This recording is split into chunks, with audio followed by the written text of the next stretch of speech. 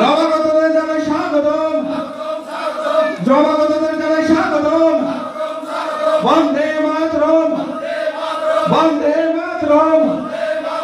বল ভারত মাতা কি, ভারত মাতা কি, ভারত মাতা কি। ধন্যবাদ। এতক্ষণ আপনাদের সামনে আলোচনা করেছিলেন ত্রিপুরা সরকার। আজকে জোলাইবাড়ি বিধানসভা কেন্দ্রে আমাদের 2-3টা প্রোগ্রাম ছিল। একটা হলো আমাদের একটা প্রোগ্রাম ছিল প্রাথমিক স্বাস্থ্য কেন্দ্রে রক্তদান এবং জনজাতি কৃষকরা আজকে রক্তদান করেছেন। এটা একটা শুভ দিক। আমার জানা মতে জনজাতি কৃষকরা একসাথে শুধুমাত্র কৃষকরা রক্তদান করে, এতদিন জানতাম অন্নদান করে, কিন্তু কৃষকরা রক্তদান করেছে। এটা একটা নতুন দিক, ত্রিপুরার ইতিহাসে এটা একটা ব্যতিক্রম। আরেকটা হলো এখানে আমাদের একটা দলীয় সভা ছিল, সেই দলীয় সভার সাথে সাথে যোগদান সভা। এই জোলাইবাড়ি বিধানসভা কেন্দ্রে সিপিএম এবং ত্রিপুরা মাত্রা থেকে শুরু করে বেশ কিছু দল থেকে 114 জন ভোটার আজকে ভারতীয় জনতা পার্টিতে যোগদান করেছেন।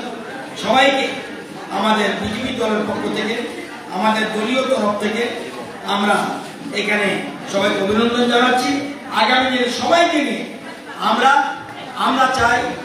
আমরা চাই উন্নয়ন, দল যার যা উন্নয়ন সব, এটাকে মাথায় রেখে আজকে সব মানুষ বিজেপির পতাকা উত্তোলনে সামিল হচ্ছে।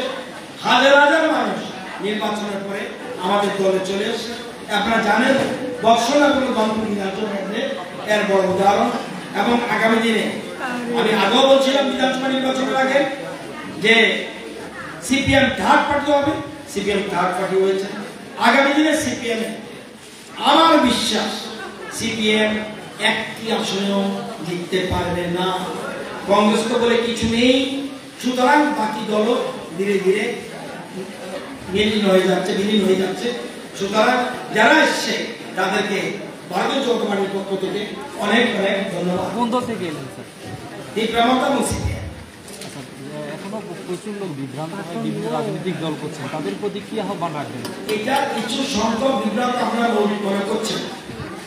যদি বিভ্রান্ত হচ্ছে আপনার কথা, তার ধনপুরে এবং বক্সনগর আমি সেই দেখলাম না।